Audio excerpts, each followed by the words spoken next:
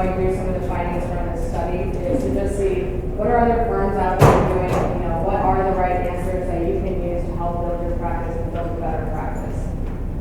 So today we're going to go through just find out a little bit more about our practice management team, and I'm myself, Alicia Timmerman, joined by my colleague, Nishant Pandya. We both run 2 studies along with Dimensional to help bring you some of the best insights.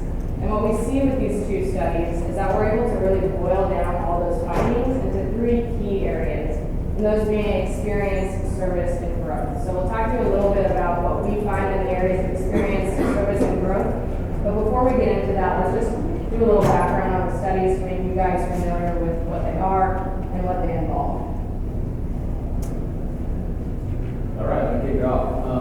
Is the temperature okay here, first of all? Is it warmer, earlier, a little cold? It's okay? All right, there's no major changes. So to dive right in, so as Alicia mentioned, there's really 2 main studies that work very closely with our friends from Dimensional Law. We get a lot of credit for running that, speaking back off the Dimensional study, and us kind of bringing in our insights with our advisors and bringing all that together. But one of the main ones here is the investor feedback survey. So what we're doing this for a number of years. You'll see a chart coming up showing you the graduation over time. But essentially in 2018, 2019, we had 23,000 participants in the study. Which is, I believe, the largest study from an investor perspective in the industry. So we're very proud about that. It's about 500 firms that were part of that study. You can see the ratio there between men and women. And the nice thing is that I think overall in the study, when you look at the data that we're going to present, you'll see a lot of the clients are actually represented in your clients. You'll see about 75% of them are in that Gen X, as well as the baby boomers. And then 60% are for clients that are between the $500,000 to $5 million. So is that about how your clients would fit as well? That's great. So the other study that we run is our advisor benchmarking study. You can see here to your right.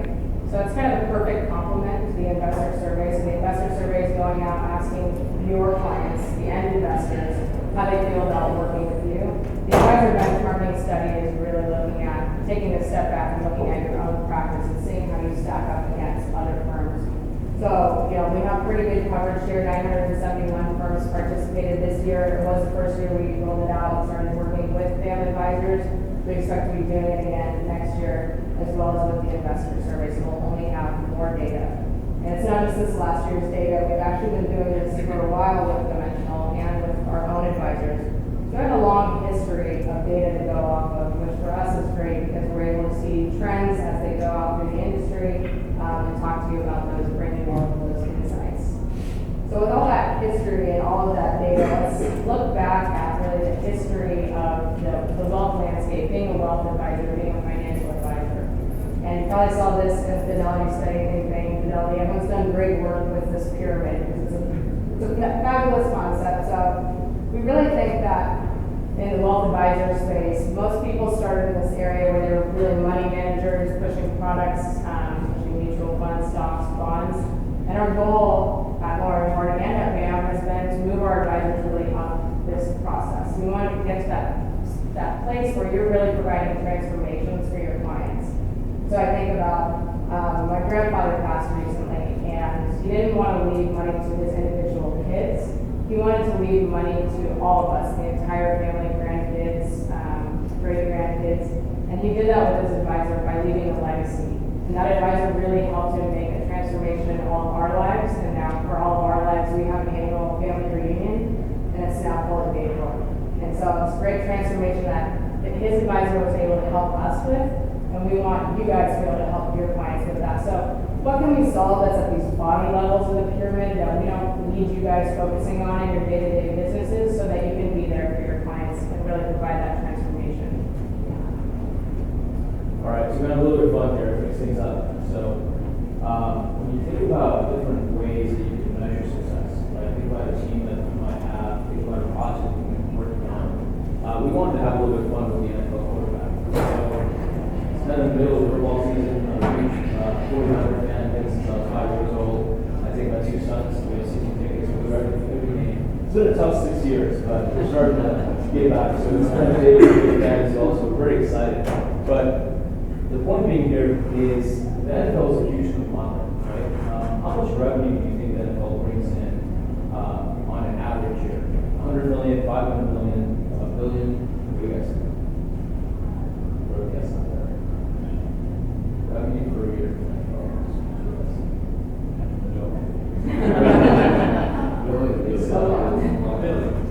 All right, yeah. It's actually $15 billion a year, right? So if you think about Apple, it's a global firm, right? Selling products throughout the world. Many of us have Apple products.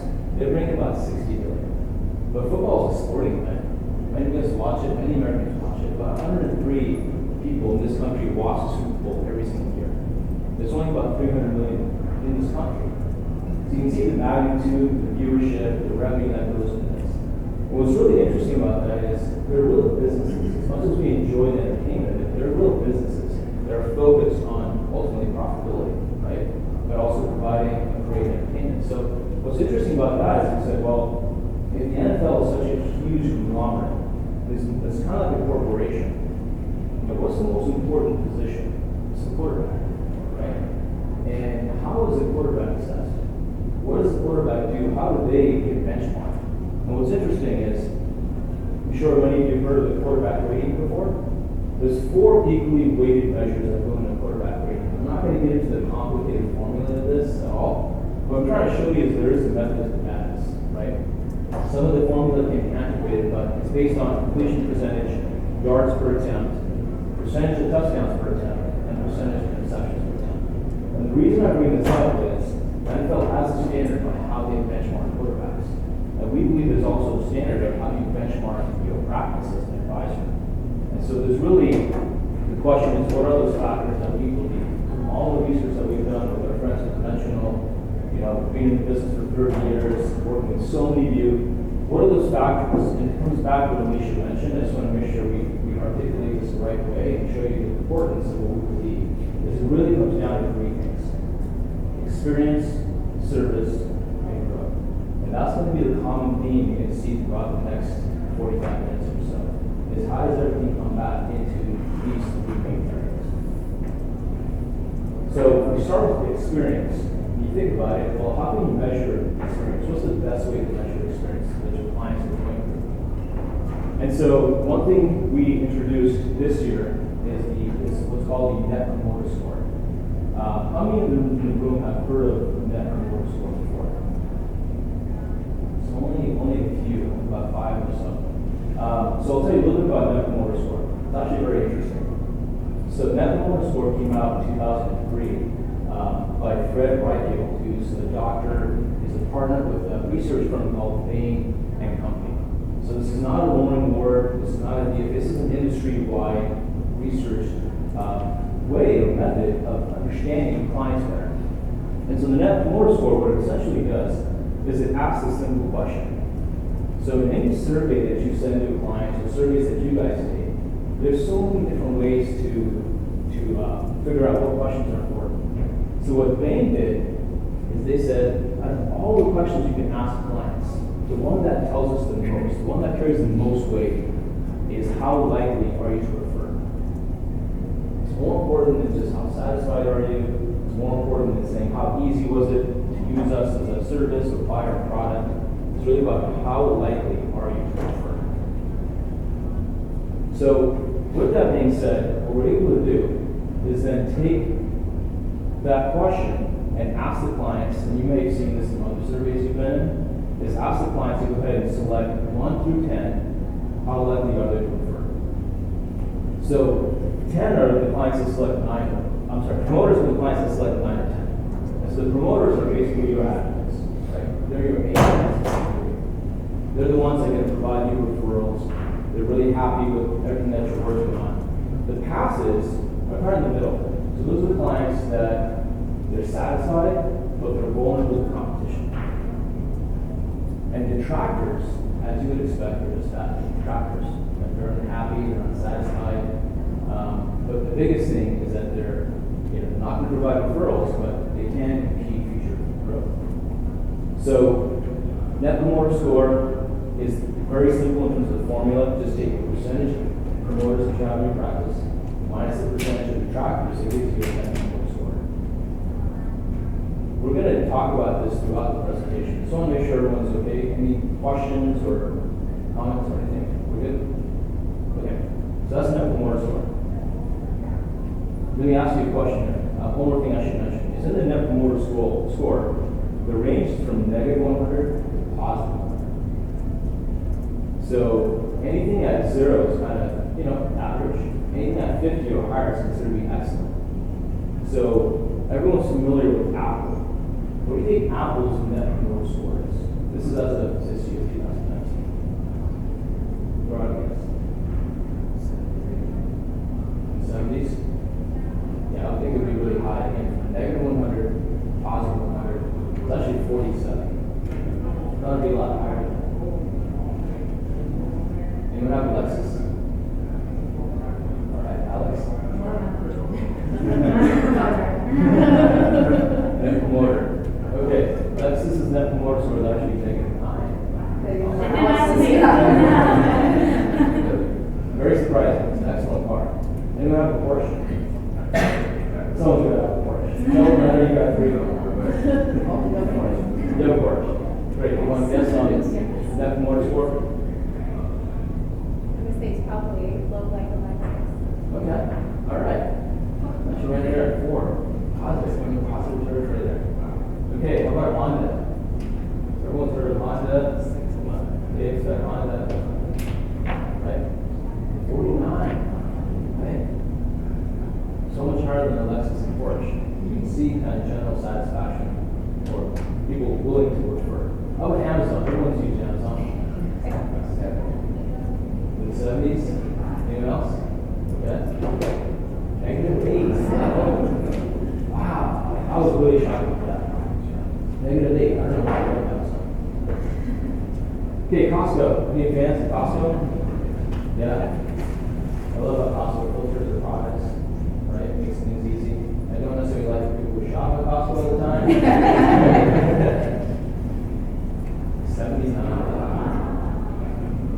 Right? So, again, this is something that we incorporated for the first time this year in our investor feedback survey. We got a really good idea. What are our advisors looking for score? And what are they individually? How can we help them? So, actually, before you go on, one more. Bank of America is the second largest bank in the U.S. Negative, yes, -24. So Lauren DeWard, this is not the firm's Net Promoter Score. This is all the advisors that participated in the investor feedback survey. What was their average Net Promoter Score? Which is 74. The average advisor Net Promoter Score throughout the study was in the mid-60s, so very happy about that. Okay, here's an advisor. He's not in the room. Bill Schweitzer. He's actually been working with Lauren DeWard since 2003. And you can see his Net Promoter Scores off the scales, 96. We've seen so many reports, I haven't seen anybody have anything close to 96. And so we've been working with Bill for a long time. And Alex and I got on the phone and said, hey, we gotta find out what's Bill doing. It's amazing. What is he doing having 96? We were thinking maybe, let's see, like 40s, 50s generally, but 96. And so what's interesting about Bill, and he's here, so I recommend any of you guys have questions or want to talk further about it, he's happy to talk to you. The thing about Bill is that he genuinely cares about his clients. He invests in the relationship he doesn't have to. So he goes to universities, he goes to funerals, he goes to graduations. He shows the clients that I care about who you are above and beyond my role as an advisor. Right? He's very anticipatory, so he thinks about the clients and what their future looks like, helps them think about planning things that they're probably not ready for.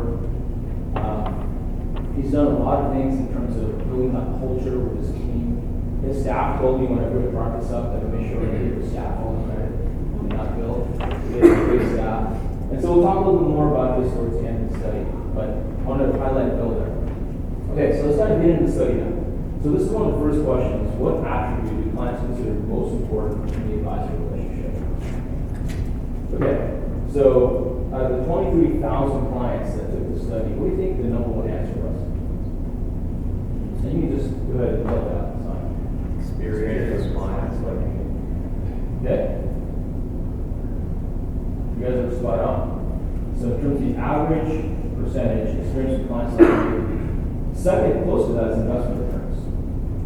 So then what we want to do is we say, okay, let's go ahead and overlay the promoters. So again, these are your advocates, right? These are the clients that you feel have been providing most referrals, are really happy about the partnership. And you can see theirs is actually pretty in line with the average.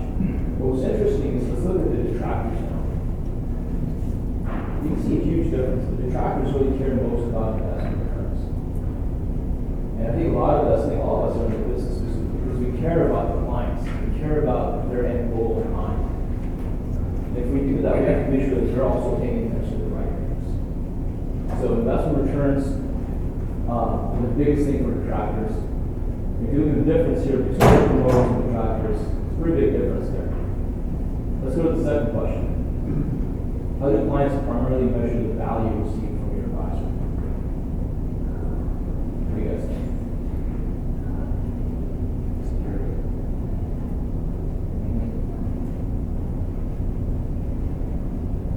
Sense of security and peace of mind, followed by acknowledging my personal financial situation. Investment returns are very low, right? If we look at the promoters and detractors, you can see, once again, kind of similar theme here. Promoters care most about sense of security, peace of mind, acknowledging my personal financial situation, where detractors again care more about the investment return. The problem with the investment return is, if that's your goal, if that's your measure today, as an advisor, you're only as good as your last quarter, or your last year, or who your benchmarking was.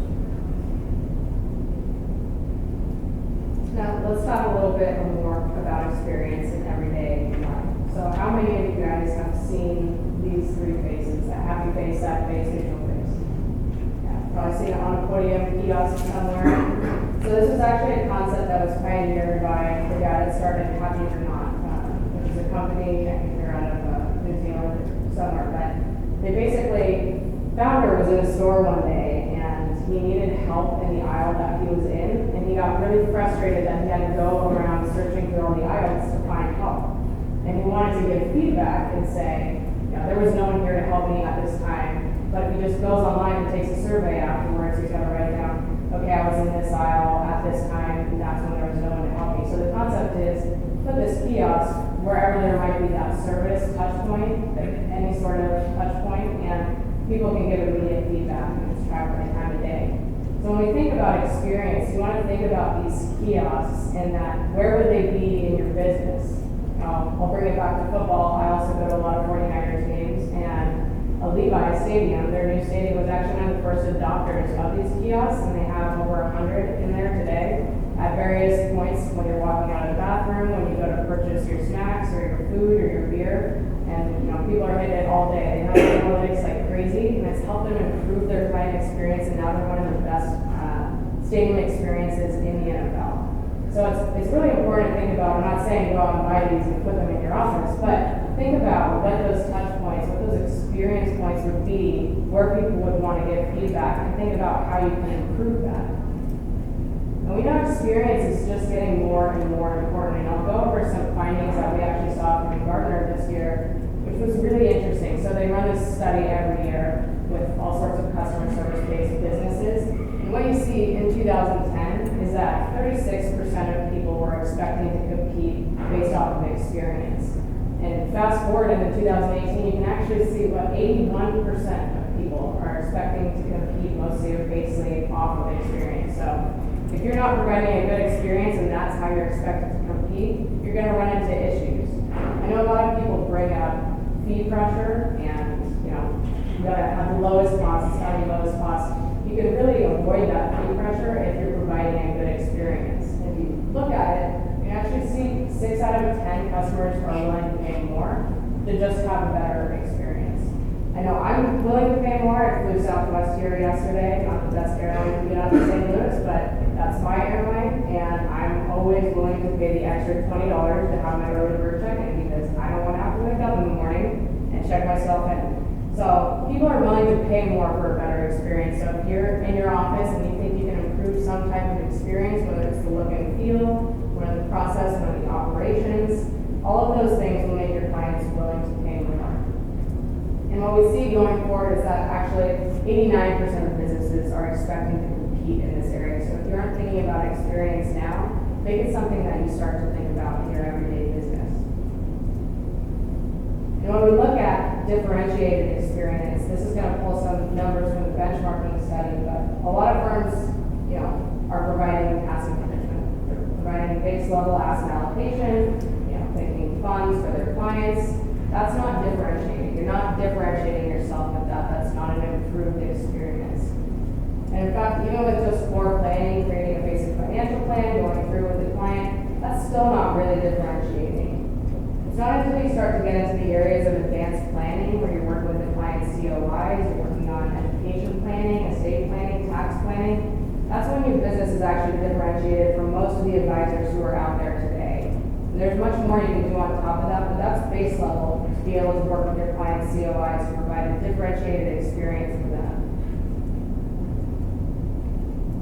And now let's think about, kind of those other areas of the kiosks. So where would your kiosk be in your business?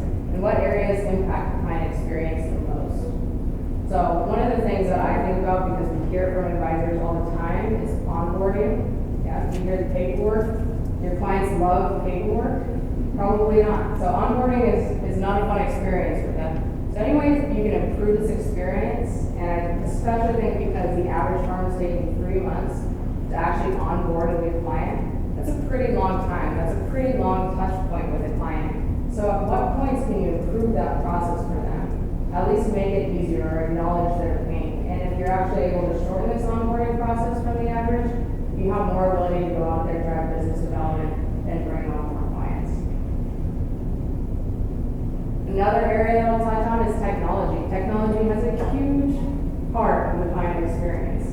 And I know people like to ignore technology, that don't want to know actually what the new stuff is coming out. They definitely don't want to transition their business to a new technology.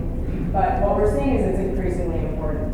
And this was shocking to me. So 83% of firms are providing a client portal to their clients. At 83%, it's no longer, client portal would be nice to have for my clients to log in. No, it's necessary to have a client portal for them to log into to see their account statements. If it's being provided by every other advisor out there, it's something that you guys need to be providing as well. Even if it's basic, just so they can log in to see how their account is doing. Communications is something we get asked about a lot, and I'm sure Ivan's up here and will talk a little bit about marketing communications at some point, but we always get asked how much, how often. This is just a benchmark, so looking at, your information. So it's information that financial advisors like yourselves gave us, and how often they're communicating with their clients via different types of communications. And you can see, print, that's 4 times a year, emails 14 times a year. What's pretty shocking here, because we get a lot of pushback on social media, I know it's a big compliance issue, is advisors are communicating with their advisors via social media 18 times a year. That's a good amount. That's a lot of blogging, that might be a lot of tweeting. So it's just know what your competition is doing out there. They are blogging, they are tweeting about 18 times a year to their clients. So if it's not something you're doing now, something you might consider doing in the business later. And the last thing I think. So that, you're saying, is that a best practice, or is that just with the survey? I mean, that's the average from the 971. So best practices, depending on what your client base is you're going to want to have some sort of social media presence. It might not be as massive as 18, but. So the second question I have is, so like Bill, the guy that you showed the Net Promoter Score, where was his peak, I guess? It's a good question. Yeah, that's probably right around the same ballpark. He's definitely has a social presence in place. He cares about how his clients view the communications that he's getting. So what he does also tailoring, right? So he's not just sending out 15, 20, so he's tailoring his communications properly to the clients that he knows best.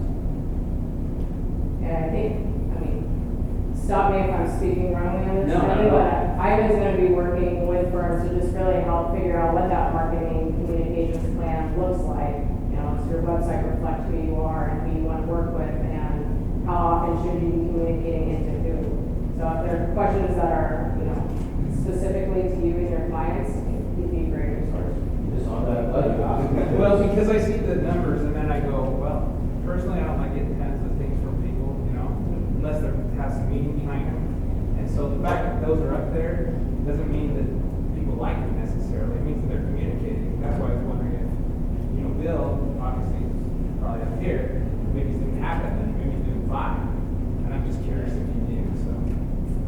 Yeah, Bill specifically, I don't know, but it's more that you are doing it. So it doesn't have to be 18, but that, That people are doing that. Yeah. The people you survey. It's Exactly. not necessarily the best use of your time necessarily. yeah, I mean, it could be 4. Right. Doing 4 blog posts could be that sweet spot. Yeah, and one thing I'll say as well is there's thousands of data points that we've collected from both the advisor benchmarking study and the investor feedback survey.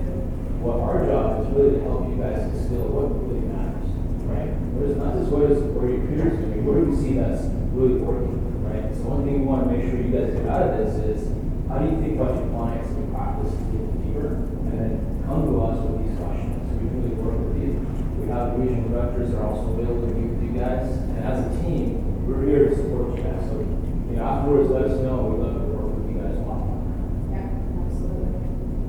So I want to just go over the last part, I think, is the biggest moment of client experience with your clients is really that in-person client meeting.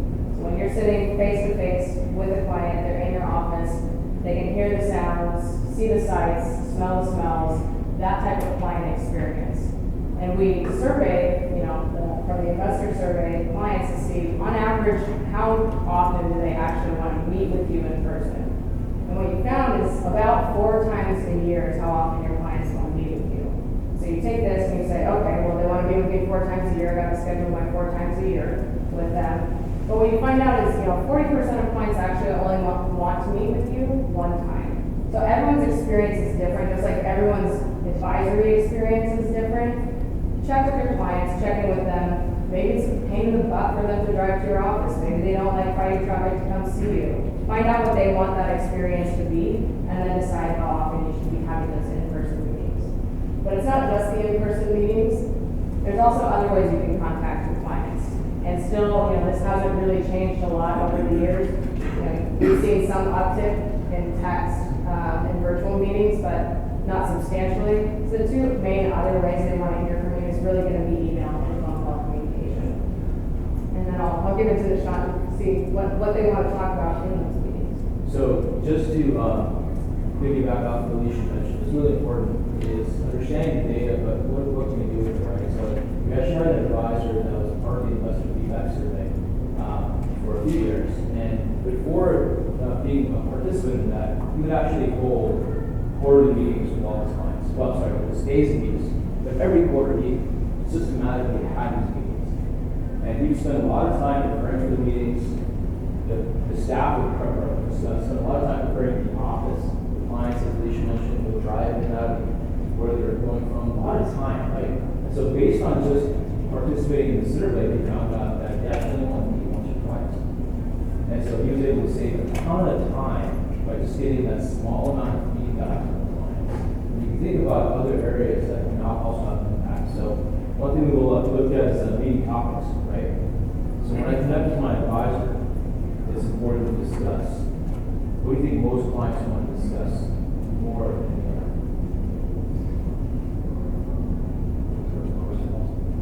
Personal matters. It's actually investments, right?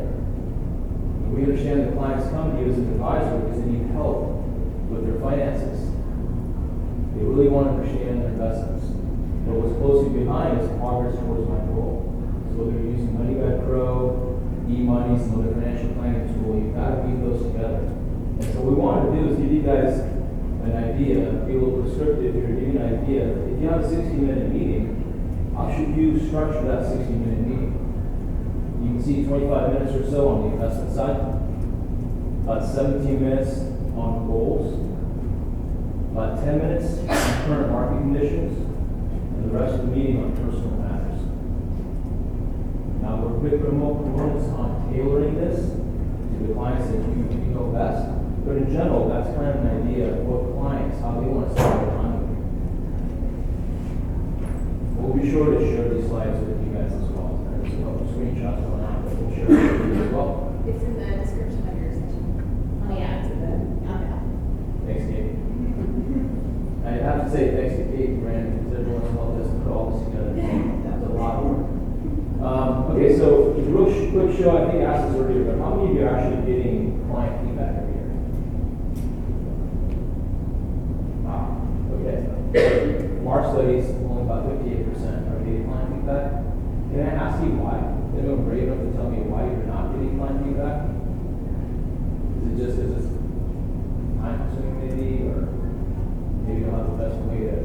I think possibly the logistics of putting it together and getting the ability to run the survey. Yeah. I thought your guys' survey was like unreal. I mean, it was really good for us. It was the first year we really shot it all out to everybody. So now knowing that we kind of want to piggyback off of, I'm not going to agree with that. Thanks for sharing that. Thank you. So, great point. So, Dimensional and Lauren Ward, we'll do all the heavy lifting for you guys. We'll create the survey, we'll figure out what questions are asked. We'll give you a link. So, what some of our advisors have done is to say, I want to segment my practice. So, it's not like you guys do the same thing. It was great. You know, you can segment it in a few different ways. You can say, I want to send a link to all my A's, then my B's, and my C's. So I know what are the responses from different groups.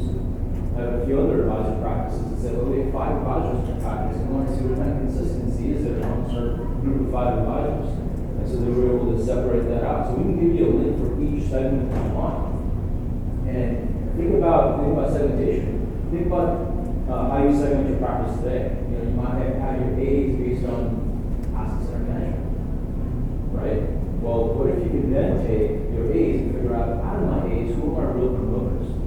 Who are my passives? Who are my detractors? It gives you a lot more information on how to really build that practice the way you want. And for those detractors and passives, gives you a really good idea of what should I do? And where should I revisit the relationship? How can I get this back to the place we want it to be, which is the promoters? So this last section, or the middle section we're going to talk about here is service, because if you aren't crushing it on service, I can guarantee you're not crushing it in experience. So I want to give you some ideas to look at in terms of what is your service, how can you best service your clients, and what are going to be most of their pain points here.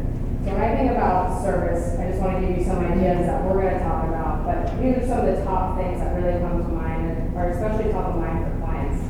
First thing here is response times. Now, how long do you take to get back to the client? How long does your staff take to get back to the client? Are they feeling in limbo with that in between time?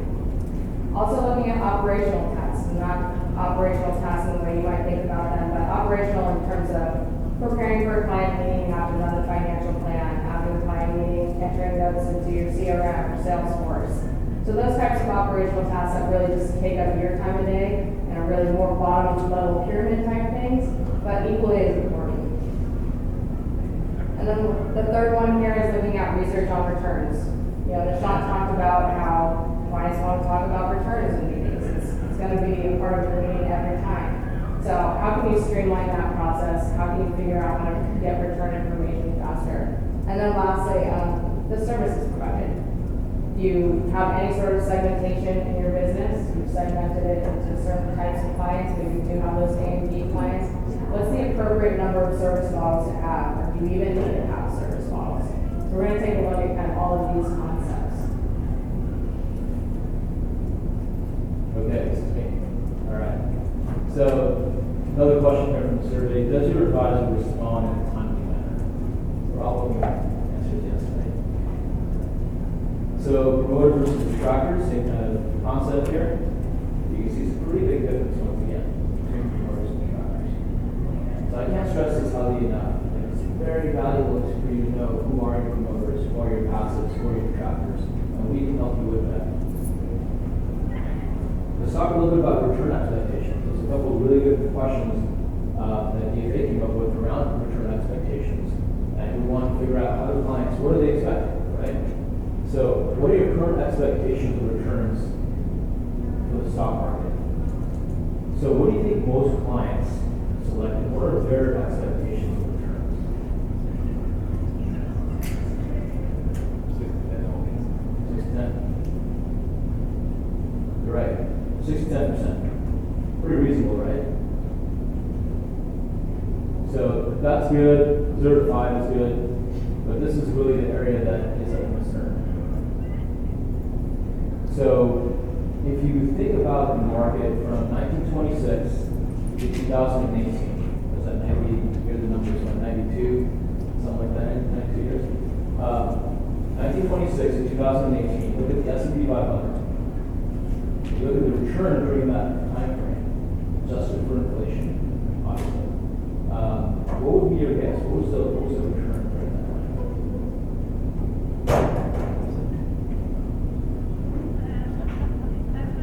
Anyone want to say any brave guesses out there? 8%? 9.5. 6.9. 6.9. But we have some clients, 4%, there's actually about 1,000 clients in this study that expect over 10%. So I know a lot of us believe in the academic approach to investing. We're not going to get into that, we're all on the same page. But our clients aren't, right? So we may be doing a really good job of educating some of our clients. The study's telling us that we can do better than that. So that's an interesting part of the study. Another one that's related to it.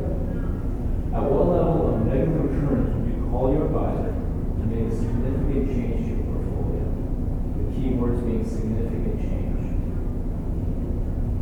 We know during down markets, oftentimes we want to hear your voice and make sure that you guys are talking and communicating, you have a plan in place. But when do they want to make a significant change? Any other guesses here? What do you think most clients say?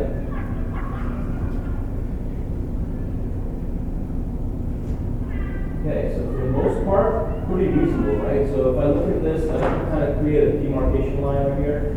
Everything on the left side is understandable. Everything on the right side is market noise, as you guys know. But look at this, about 20% said if the markets are from 0 to negative 10%, they want to make a significant change to the portfolio. Right? Nick Murray says that the dominant determinant of investment of real life long-term returns is not investment performance, but it's investor behavior. Right? So if any of you have read that book, Behavioral Investment Counseling, it's a phenomenal book. He talks a lot about that, and we know this is really just for clients. So another area that I think we should all focus more on is setting proper expectations and understanding when should we make a change and when should we not. Okay, so now let's talk a little bit about segmentation. So how many of you guys have a segmented book of business? Or should I ask how many people service all their clients the same? Okay, so I have a couple segmented businesses over here. Other than that, it seems maybe everyone's servicing them about the same, which is what I think most advisors are doing. You might spend a little bit more time with your top clients, a little bit less time with your bottom clients in terms of AUM. But not a lot of people have formal segmentation. What I thought was really interesting to see from this year's study was they actually asked about it.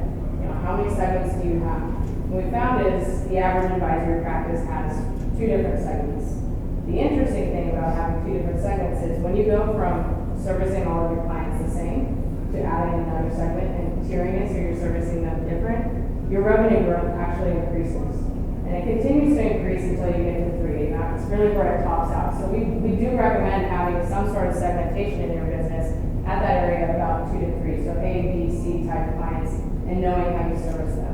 And a good way to think about it is when you think about your top clients.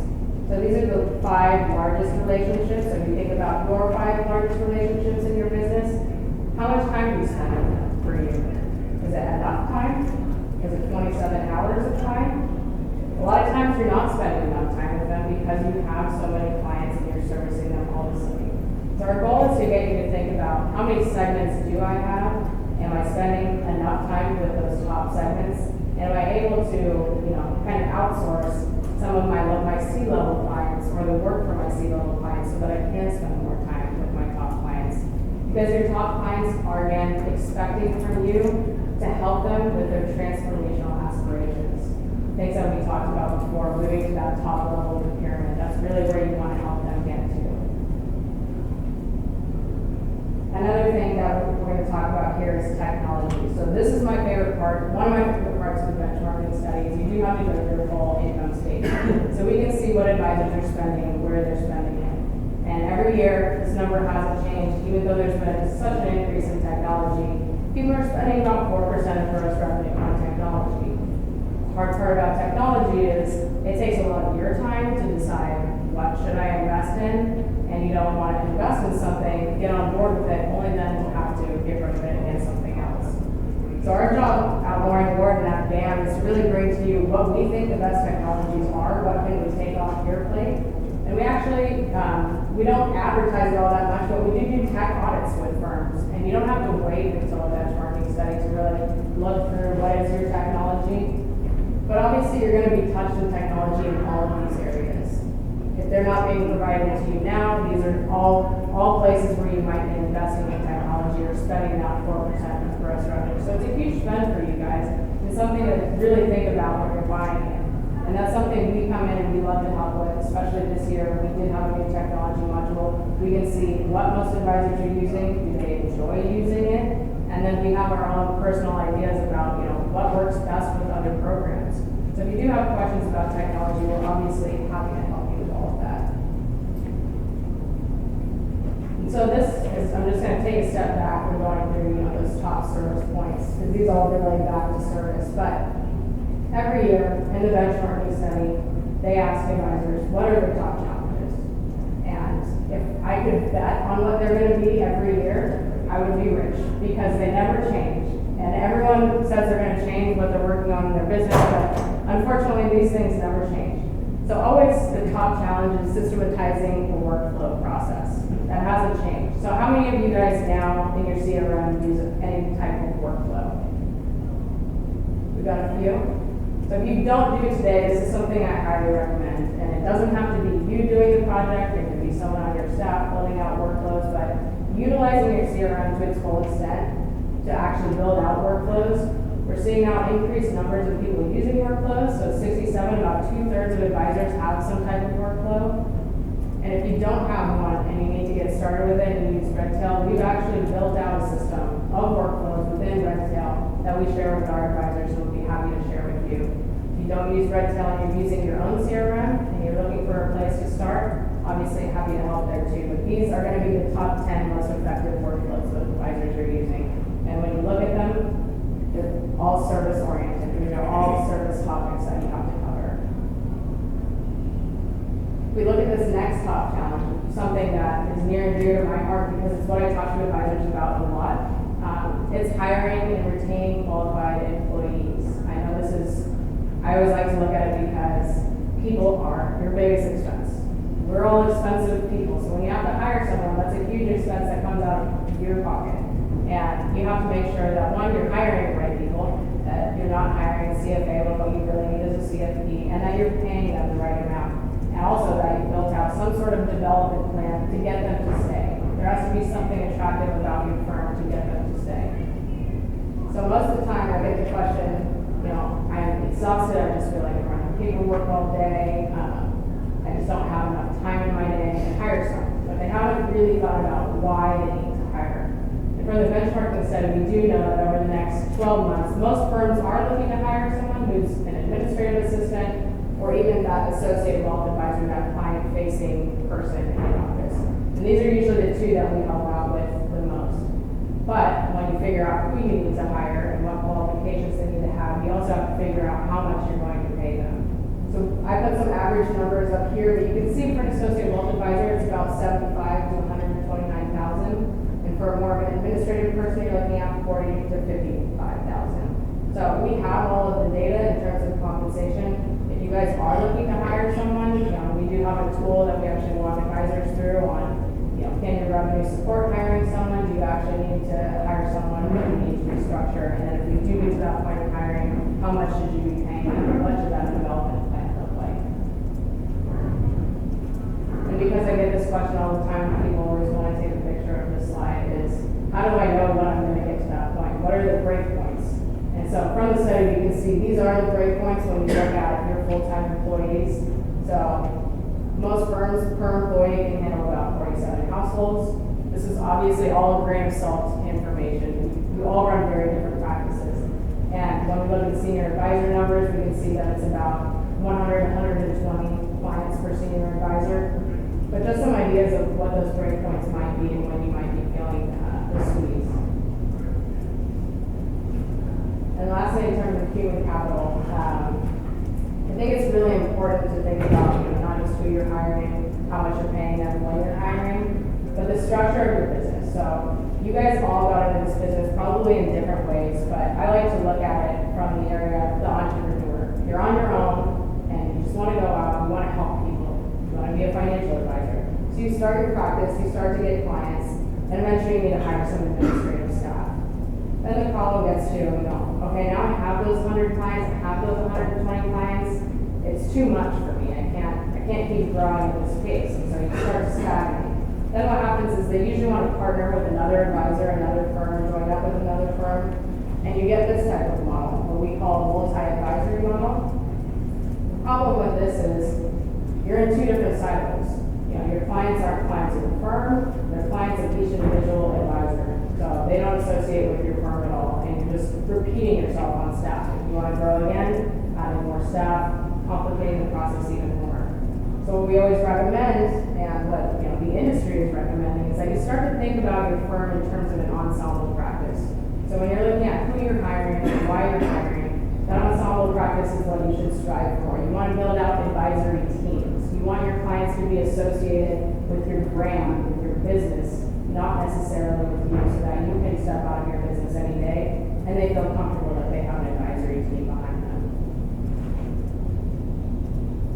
And this last area that we're going to talk about is probably the most important, because everyone wants to know how they're going to grow, how can I make more money. And I'll bring it back to football here. My family, a lot of them went to Notre Dame, so I hear all the time about Notre Dame football. And Lou Holtz, if any of you know him, was a famed coach at Notre Dame and actually brought Notre Dame to their glory days. They were terrible, and then he came along and really beefed up the team, and they actually ended up winning. And it was the first time in a long time that they were able to win as a team. And so his quote, his motto, which is also, I think, plenty of other people's motto, but he always says it, is if you're not growing, you're dying. And it's true. If you're not growing, I mean, even outside of this whole conference right now, if you're not using your mind every day, you're dying. You have to really think about your practice and how can you grow your practice. You can't just sit there and be okay with things. So always think about different ways that you can grow, and not only grow your business, but grow your own mind so you can think about your business in a different way. But when we come back to the actual numbers of growing, the three top ways that we want you to look at your business and see if it's growing, if it's successful. We want to look at growth in asset growth in revenue, and also growth in profitability.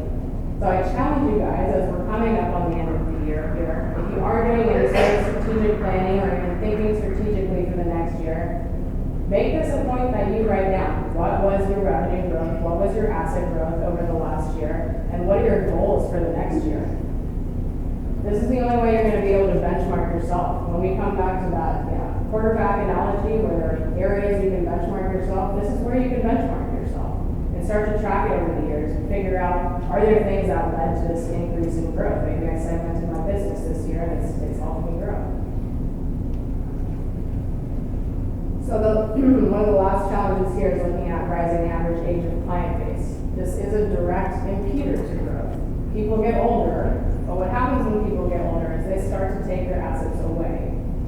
They start to use them. Good, they save them up, go spend them. But what we know is 67% of your clients are over the age of 51. 51 is not that old. I'm just saying it's something to think about. These people are only getting older, and in doing so, when you're getting to the ages of 65, 70, they're really starting to draw down on their assets. And I think if you guys sat in on the general session, it's about bringing in the family. And if you guys aren't focusing on this now, bringing in the children of your current clients and really having that family environment in your office, so that you're not as worried about the assets that are being accumulated or being spent or being transferred, because they're staying within your business. So definitely something to focus on when you look at your own client base. Look at the ages of your clients. It's actually really shocking to some advisors I have calls with to see that the majority of their clients are over the age of 65. It's pretty shocking. And the last thing I'll talk about in terms of challenges is marketing. And once again, I'm not going to step on Ivan's toes. I'm going to talk about marketing in terms of marketing yourself. So marketing yourself for referrals. How can you get more referrals? And referrals are important because we know that's the number one way you can grow your business. It's the easiest way you can grow your business because even though it may be uncomfortable, but getting referrals from your current clients is the fastest way to grow your business and where we know most of your new clients are coming from. The thing that we saw in previous studies, actually, only 29% of firms have some sort of referral process in place or have something laid out where they know how they're going to talk to their clients. And those 29%, they're receiving double the amount of referrals as the firms that don't have anything in place. So we highly recommend having some type of referral strategy in place. We actually have built one out at More and More, work with advisors on it, and we'd be happy to spend some time to go through that with you if you're interested.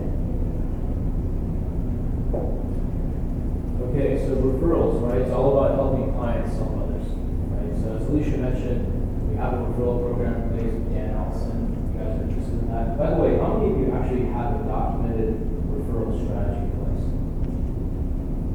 Oh, okay, cool. So if you're interested, again, we've done a lot of research, a lot of work.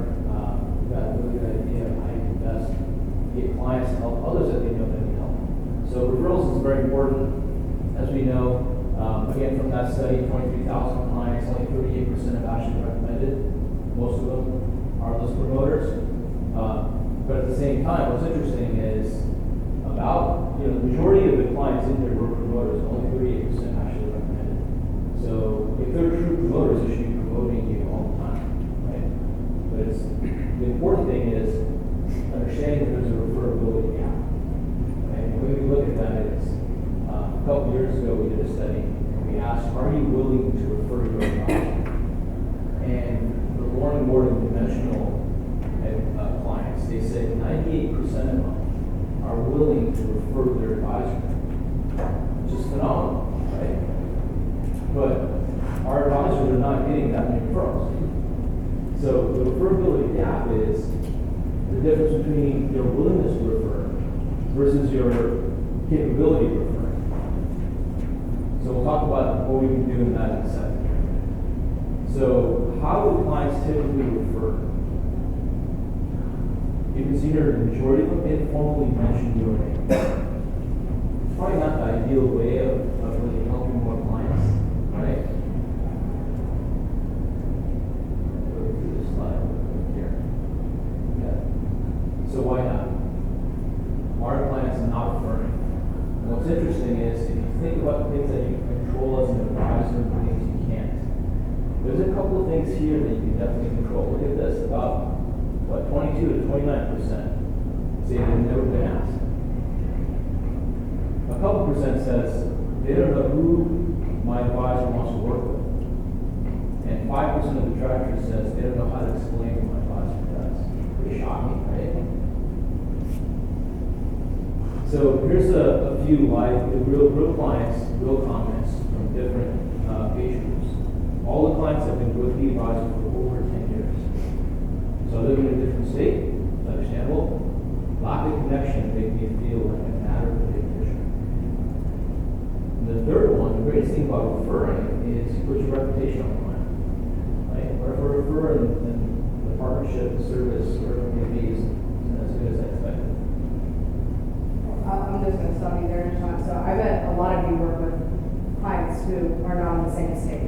Is that correct assumption? So if you got that comment, I live in a different state, how easy is that to just talk to your clients and say, I'm willing to work with clients all over the United States. It could just be that there is a lack of understanding that you work with clients all over. So they're just minor tweaks in your business or the way you talk to your clients that can actually help you up your referral numbers. Thanks. Good point. So it comes back to the referability gap. Again, the difference between the client's willingness to refer and their capability of referring. So working with Dan Ellison, these are the 5 main things that come out of the referral program. Again, we're here to help you guys, so just let us know. But number one goes without saying is as an advisor, you have to deliver a referral experience, right? First and foremost.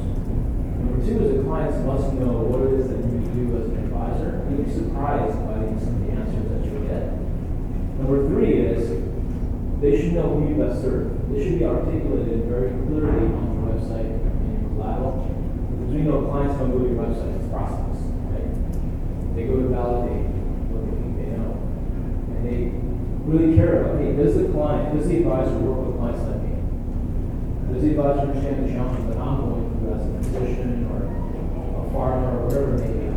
So that's extremely important on the website. Number 4 is they must be comfortable in making referrals. And number 5 is they should know how to make a proper introduction. So again, a lot of resources we have, let us know, we can walk you through that. Now, a couple more slides and wrap it up. This one I like a lot. So Alicia and I talked a lot about the elements of experience, service, and growth. And we know there are thousands of data points in these 2 studies that we're looking at. But what's interesting is coming back to what I mentioned earlier about the NFL quarterback, there are so many things that the NFL quarterback does that doesn't play a part in the quarterback rating. Like rushing, leadership, time management, teamwork, all those things do not get factored into that QBR. Similarly, as an advisor, there are things that you guys are doing in your practice that may not be reflective in your Net Promoter Score, may not be in line with the referrals that you're getting. There's so many things that you're doing that actually make a difference in the lives of clients. Because back to what Alicia is saying is, at the top of the pyramid, the transformations that we're looking to make. And that comes down to behaviors. So what we did is, in our consultation calls with advisors throughout the country, is we asked them, the ones that had a high Net Promoter Score, that were growing really quickly and well, we asked them, what are you doing? Okay? What are some of the behavioral aspects that you're bringing to your clients, to your practice, that sets you apart? And what we found is 3 common threads, if you will. The first one, we talked about this a little bit in the general session as well, is altruism. Right, so investing in a relationship when you don't have to. We talked a little bit about Bill Schweitzer earlier, and he showed that as well. That he does things for his clients, even when he doesn't have to, because he cares about that relationship. Anticipation, so being anticipatory. Right, what are your clients, what are they going to go through in the next 5 to 10 years that you're thinking about? There's a lot of things there that you can do behaviorally to make that impact. And that's what we've seen. And the final thing here we've seen as a commonality is authenticity. So being the same person on stage and off stage, right? On stage or front side is, how you're dressed, who you associate with, the car you drive, right? The friends you have. And off stage is who are you the most around, right? Is there a consistency there? And clients, they recognize that, right? So it's really cool to know that in our consultation calls, we're seeing like really cool behaviors that are coming out of it that I think is super fantastic. It's very meaningful. So there's not only those behavioral aspects, but I'll bring it back to the quarterback analogy. There are those areas where you really need to benchmark your practice. You have to be aware of how your business is run. If it's growing, if it's not growing, it's dying. If it's not growing, how can we help you grow it?